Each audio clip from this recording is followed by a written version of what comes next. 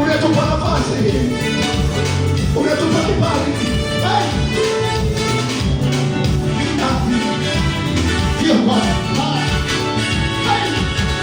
Ni nani ajilinganishe nawe? Ni nani ajilinganishe nawe? Ni nani ajilinganishe nawe?